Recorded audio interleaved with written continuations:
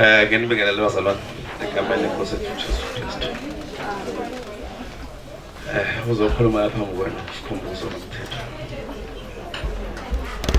Lensizwe engikhuluma ngayo njengamanje ngiyibiza ngonongalo, kodwa ngiyibize ngonongalo nanoba kunaba ngaphezulu kwakhe namhlanje.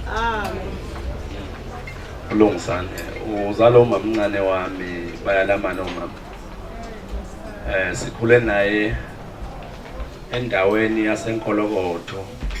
Uma ngaphoseswa isigodwa ukuthi idube lenkunzi. Esas angazi ake ngisho ukuthi asisekho kodwa soba emayeni khona. Ya manje. Sikhule naye kusukela ekukhuleni kwethu izikole sihambile ziyabe zifana, yonke imigelengwane yenziwa abafana siyenzile. Njengokudoba kushaya inyoni yonke into sikoleni. Unengamboni nje esewuthisha kavela ngaba uthisha.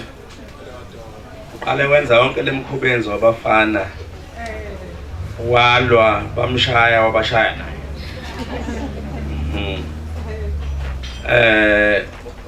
Into eyenza ukuthi besikhonzane nale ndoda ngoba besingabokuqala komama. Futhi siba mnyama. Into ebengiphuduza kakhulu ke mengiseduze kwakhe bengiyibona ukuthi hayi ngikhalade.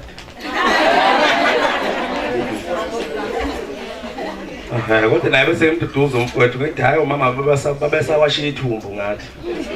Ngoba bonke abalandelayo bamhlophe. Okushuthi nje thina ukusagezwa ithumbu.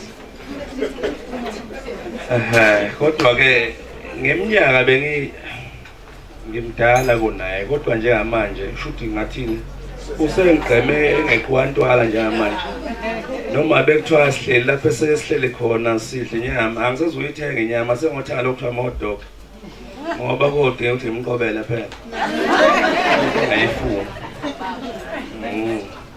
Kodwa ke siyajabula ukuthi isiZulu simile sithi umuntu ufunda azafe. Shuthi njengamanje nathi sifundile noma umfowethu emncane safunda ukuthi hayi usebonile ukuthi njengamanje selilungele liqhaza thina njengamanje. Ngithike nongalo mfowethu siyabonga futhi ukwenzile. Sibonga bonke abasupportile ukuthi kuze kufike la kwenze okukhona njengamanje. Njengamanje ke mfowethu sezokuhlala ke nathi kuze kuse sijuxuza.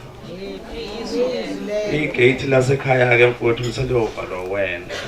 Kuyosiphatha kabuhlungu ukuthi umakoti simfica igate. Igate livalwa wena mfowethu. Noma ngenasipinosa lapho kodwa ke ngihlala noba bengitshela.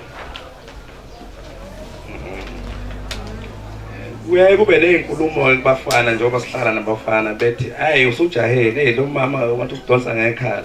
Kulungile ikhala lakho akayidonsele lakhe. Angathi uyazi utshele nje ukuthi hayi ngaye kushuzela ukuthi ngidonswe ngalo lekhala. Kunjalo ngani. Kodwa ke kunengoma engifuna lezi insuku.